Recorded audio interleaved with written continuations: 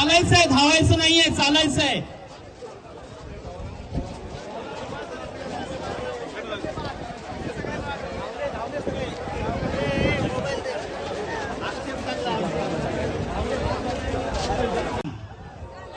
चालायचंय, धावायचं नाहीये, चालायचंय.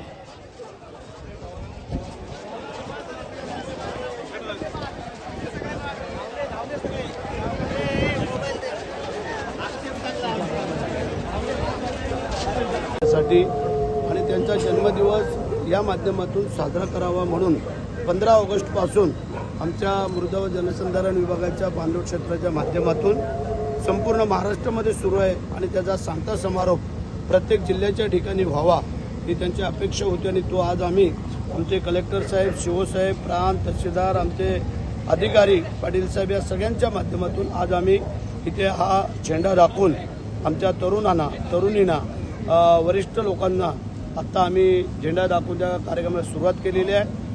3 किलोमीटर पायी चालत जाऊन हा संदेश द्यायचा आहे आणि तो संदेश देत असताना की गावागावामध्ये हा संदेश पोचायला पाहिजे. पाणी अडवा, पाणी जिरवा, मातीचं संवर्धन करा, ती वाचवा. त्याचं कारण आहे की आज जर आपण परिस्थिती बघितलं तर ह्या वर्षी आपल्याला 20-25 दिवस पाऊस उशिरा सुरू झाला तर आपण सगळेच कासावीस झालो होतो. आमच्या जिल्हाधिकाऱ्यांपासून आम्ही शिवूनपासून सगळे आमदार, खासदार, मंत्री सगळेच. त्याचं कारणच तसं होतं, कारण जे कधी धरणं आटायची नव्हती ती आटली, बोरवेल आटत नव्हत्या त्या आटल्या, विहिरी आटल्या, नद्या आटल्या. याचं कारण केवळ 15-20 दिवस पाऊस वाढला तर, आणि मग जर 1-2 महिने जर वाढला तर आमची काय स्थिती होईल.